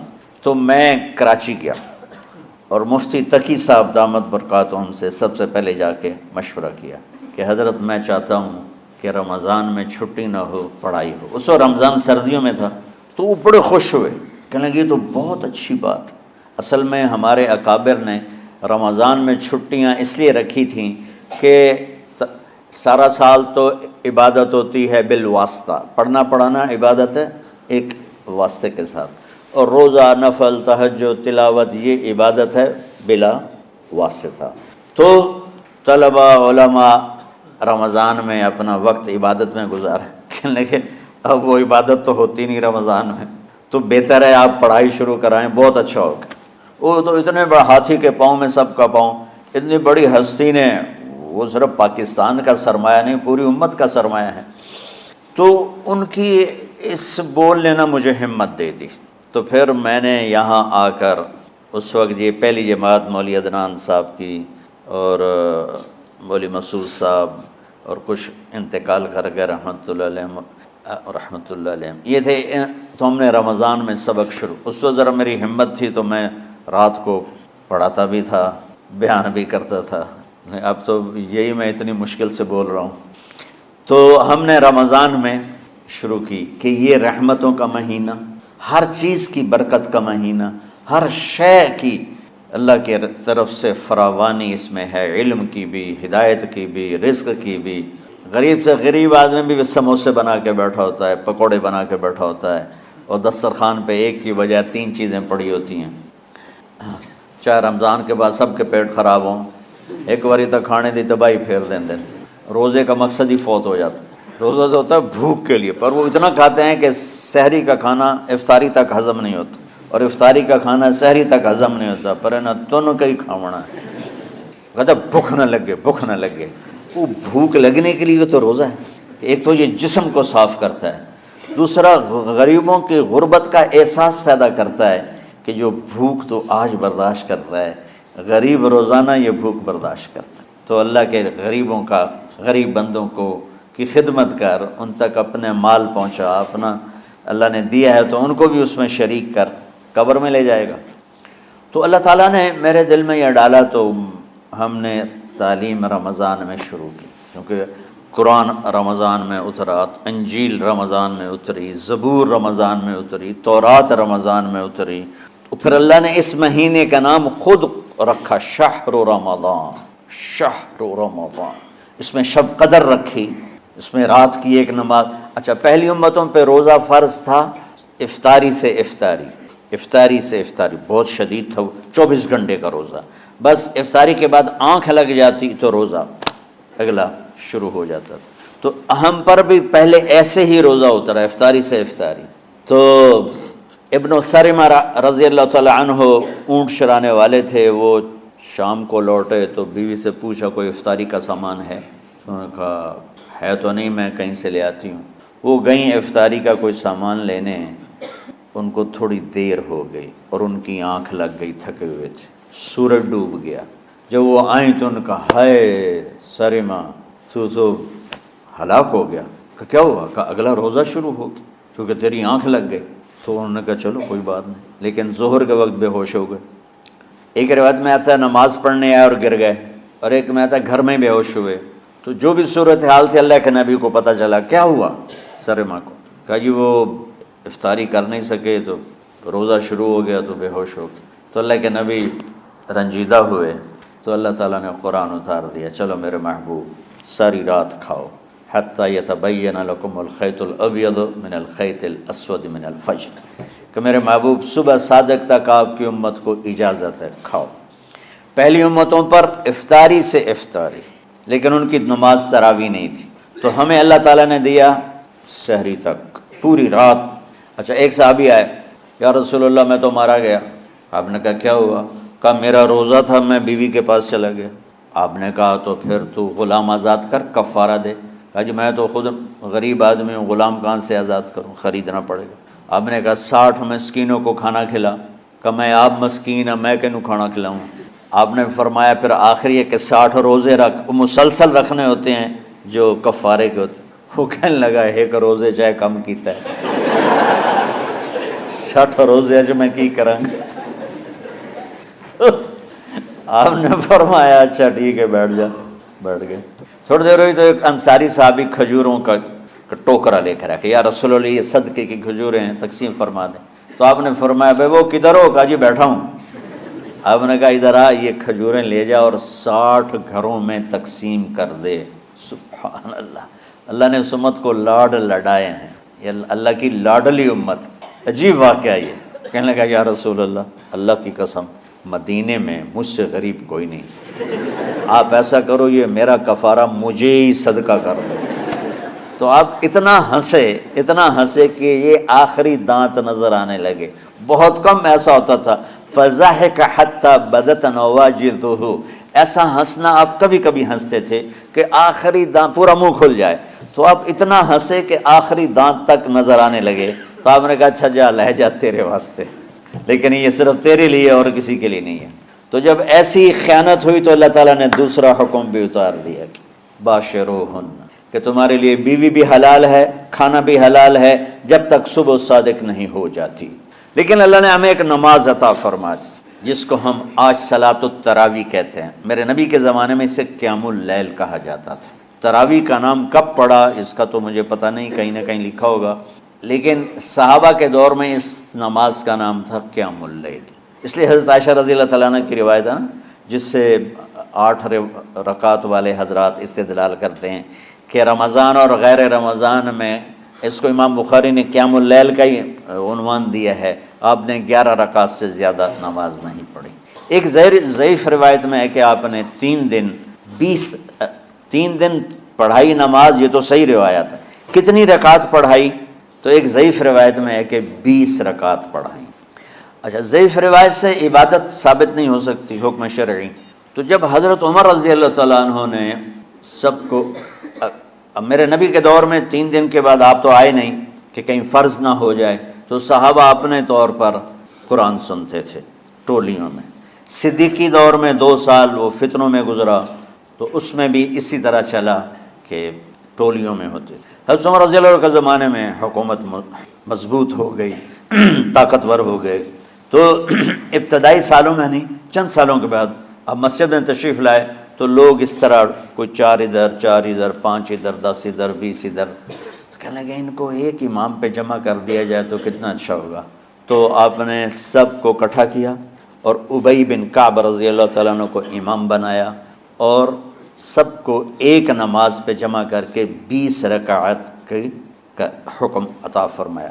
تو حضرت عمر کا یہ عمل اس حدیث کو مضبوط کر دیتا ہے کہ چونکہ میرے نبی نے کہا علیکم بسنتی و سنت الخلفاء الراشدین من بعدی، کہ میری اور میرے خلفاء راشدین کی سنت پر مضبوطی سے عمل کرنا۔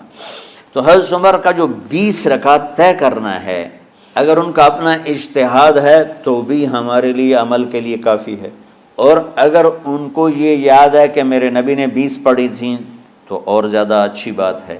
لیکن بہرحال جو 8 پڑھتا ہے ہمارا اس پہ بھی کوئی اعتراض نہیں، چونکہ وہ بھی حدیث کے ساتھ بات کرتا ہے، اور باقی پوری امت 20 پڑھتی ہے، ان پر بھی اعتراض نہیں۔ میں ایک جگہ سے گزر رہا تھا، نماز کا وقت ہو گیا، اہل حدیث کی مسجد تھی، میں وہاں نماز پڑھنے چلا گیا، تو ایک بہت بڑا اشتہار لکھا ہوا تھا 20 تراویح ثابت کرنے والے کو 5 لاکھ روپے انعام۔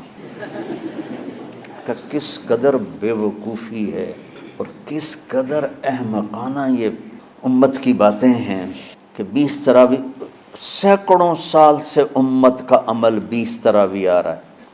تراویح کا نام جو پڑھا مجھے یوں لگتا ہے کہ اہل مکہ، یعنی اہل مکہ جو تھے نا، وہ 4 تراویح پڑھ کے ایک طواف کرتے تھے، تو وہ آرام کے لیے ہوتا، ترویحہ آرام، تھوڑی دیر کا آرام، تو 4 تراویح کے بعد ایک طواف کرتے تھے، وہ چھوٹا سا طواف 10 منٹ میں ختم ہو جاتا تھا، اور پھر 4 تراویح پڑھتے تھے، پھر طواف کرتے تھے، پھر 4 پڑھتے تھے، پھر طواف کرتے تھے۔ یہ صحابہ کے تھوڑے بعد کے دور کی بات۔ تو مدینے والوں کو پتہ چلا کہ مکے والے تو یہ کرتے ہیں، وہ کہنے لگے اساں کی کریے، انہوں نے کہا اسی 40 تراویح پڑھیں گے، 40 رکعت، وہ 40 رکعت پڑھتے تھے۔ تو نوافل میں کوئی سختی نہیں کہ بھائی 8 سے زیادہ نہیں پڑھنی، بدعت ہو جائے گی، اور 20 پڑھنا بدعت ہے، یہ سب جہالت کی بات۔ اور یہ 8 پڑھ رہے ہیں یہ غلط ہے، یہ بھی حماقت کی بات۔ جو صحیح حدیث سے دلیل پکڑ کے کوئی عمل کرتا ہو تو بھائیو اس سے بحث نہ کیا کرو، مناظرہ نہ کیا کرو، یہ بہت نادانی والی بات۔ اور امت کا خلق لاکھوں کروڑوں انسانوں کا ایک عمل پہ جمع ہونا، یہ بذات خود اس کی طاقت کی ایک دلیل۔ اور حرمین جب سے میرے رب نے حضرت عمر نے 20 رکعت شروع کی، آج تک وہاں بھی ساری مساجد میں 8 رکعت تراویح ہوتی ہے، لیکن حرمین کی مسجد میں 20 رکعت، ادھر بھی ادھر بھی۔ اور یہ جو وہ وہاں ختم قرآن پہ دعا نہیں مانگی جاتی، یہ کس کا عمل ہے؟ حضرت عثمان کا۔ حضرت عثمان نے اپنے دور خلافت میں تراویح پڑھانے والے سے کہا جب قرآن ختم کرو تو دعا کرنا۔ وہ کہنے لگے جی کیا دعا کروں؟ کہ جو تیرے دل میں آیا کرنا۔ تو ختم قرآن کی رات تراویح کی آخری رکعت میں من الجنت والناس کے بعد دعا کے لیے ہاتھ اٹھانا، یہ حضرت عثمان رضی اللہ تعالیٰ عنہ نے اس کو زندہ فرمایا۔ اور امام دعا کرتا تھا 1 منٹ 10 منٹ 20 منٹ جتنے بھی، اور پیچھے لوگ آمین کہتے تھے۔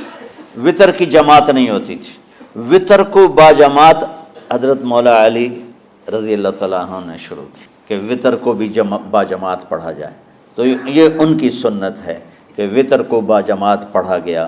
تو اب یہ لہٰذا یہ سارے سنت جو کام ان خلفائے راشدین سے ہوا وہ بھی سنت ہے۔ تو اللہ نے ہمیں ایک عبادت دے دی کہ میرا قرآن پڑھو اور سنو۔ پہلی امتوں کو تراویح کیوں نہیں تھی یا قیام اللیل کیوں نہیں تھا؟ کہ ان کو اپنی کتاب یاد ہی نہیں ہوتی تھی، وہ اپنی کتاب کے حافظ نہیں ہوتے تھے، وہ اپنی کتاب یاد ہی نہیں کر سکتے تھے، صرف نبی کو یاد ہوتی تھی۔ اللہ نے ہمارے لیے کتنا آسان کر دیا کہ 7 سال کے یہ چھوٹے چھوٹے بچے قرآن یاد کر رہے ہیں، 70 سال کا بوڑھا قرآن یاد کر رہا ہے۔ یہیں یہ مولوی یوسف صاحب کا ساتھی تھا، یا پتہ نہیں ان سے پہلے تھا، سلمان، مولوی سلمان، آج کل امریکہ میں ہوتے ہیں، ہماری ایک شاخ چلا رہے ہیں ماشاءاللہ۔ وہ شروع میں یہاں تھے، تو یہاں تراویح پڑھانے کے لیے ہمارے پاس حافظ کوئی نہیں تھا، وہ حافظ نہیں تھے، وہ صبح بیٹھ کے شام تک 1 سپارہ یاد کرتے اور رات عشاء کی نماز میں سنا دیتے۔ 30 دن میں قرآن یاد کر کے سنا دی۔ مطلب یہ سنی سنائی بات نہیں، ہمارے اسی حسنین، اسی ممبر اور محراب کی بات کہ یہیں اسی مسجد میں انہوں نے صبح سے مغرب تک یاد کرتے تھے اور پھر عشاء میں کھڑے ہو کے سنا دیتے۔ پیچھے ہوتے تھے لقمہ کوئی دینے والا شاید، لیکن بہت خوبصورت پڑھ کے 1 دن میں یاد کر کے سنا دیا۔ اور ایک مجھے نام بھول گیا کہ 3 دن میں قرآن یاد کیا، 10 سپارے 1 دن میں یاد کیے، 10 دوسرے دن میں یاد کیے، 10 تیسرے دن میں یاد کیے۔ وَلَقَدْ يَسَّرْنَاهُ لِلذِّكْرِ وَلَقَدْ يَسَّرْنَا الْقُرْآنَ لِلذِّكْرِ فَهَلْ مِن مُدَّكِرٍ۔ تو اللہ تعالیٰ نے اس کو نصیحت کے لیے بھی آسان کیا ہے اور یاد کرنے کے لیے بھی آسان کیا ہے۔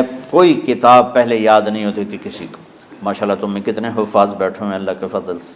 اور جب میں ذرا ہمت میں تھا تو میں 3 دن میں قرآن سنتا تھا تراویح میں، 10 سپارے ایک رات میں، 10 سپارے اس سے اگلی 10 سے، پھر ہفتہ ہو گیا، پھر 10 دن ہو گئے، پھر اب 15 دن ہو گئے، اب 20 دن بھی ہو جاتے ہیں۔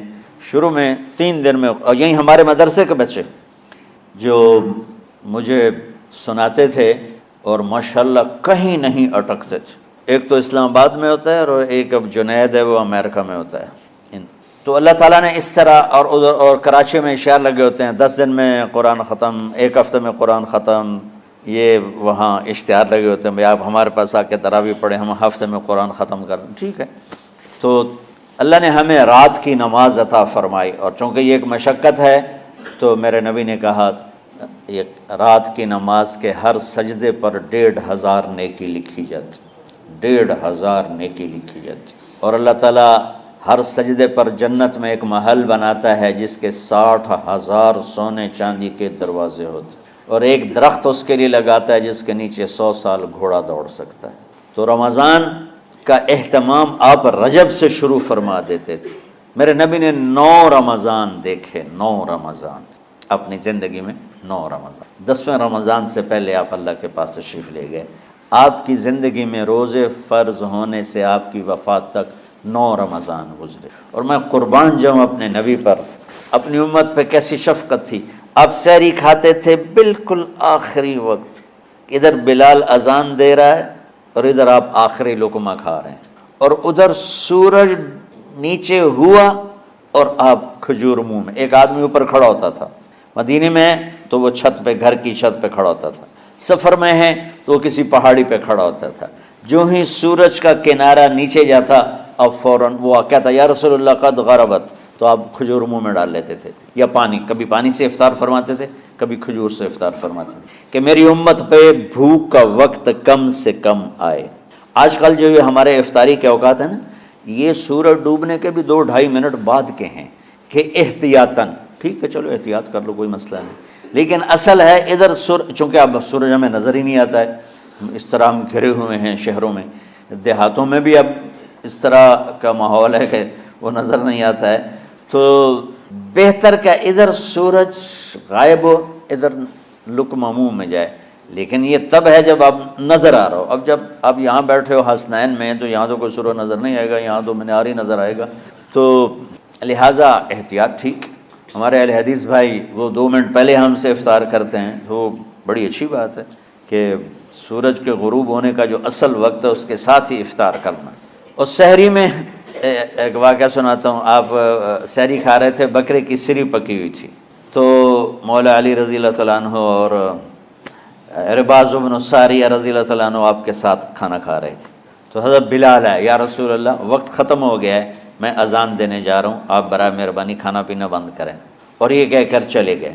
چھت، ایک انصاری عورت تھی، اس کے گھر کی چھت پہ چڑھ کے اذان دیتے تھے، چڑھنے لگے تو پھر واپس آئے کہ دیکھوں اللہ کے نبی نے کھانا چھوڑ دیا یا نہیں، آ کے دیکھا تو وہ کھا رہے تھے، انہوں نے کہا یا رسول اللہ واللہ لقد اصبحت، یا رسول اللہ اللہ کی قسم سحری کا وقت ختم ہو گیا، صبح ہو گئی۔ تو آپ نے ہاتھ پیچھے کر لیا، کہہ رہے تیرا بھلا ہو بلال، ابھی وقت باقی تھا، تیرے قسم کھانے پر اللہ نے اس کو پہلے نکال دیا کہ تیری قسم کہیں جھوٹی نہ پڑ جائے۔ تو حضرت علی نے فرمایا کہ اگر بلال قسم نہ کھاتے تو جب تک میرے نبی کھاتے رہتے صبح صادق نہیں ہونی تھی، تو بالکل آخری وقت میں آپ کھاتے تھے تاکہ کم سے کم وقت امت پہ بھوک کا آئے۔ تو اللہ تعالیٰ آپ کے علم میں برکت دے۔ رمضان علم کا مہینہ ہے، سونے کا نہیں ہے، کھانے کا نہیں ہے، سموسے پکوڑے کا نہیں ہے، رمضان علم کا مہینہ۔ تو پھر بیچ میں گرمیاں آ گئیں تو بچے، آج کل کی جوانیاں ڈالڈا گھی کی ہیں، تو وہ ان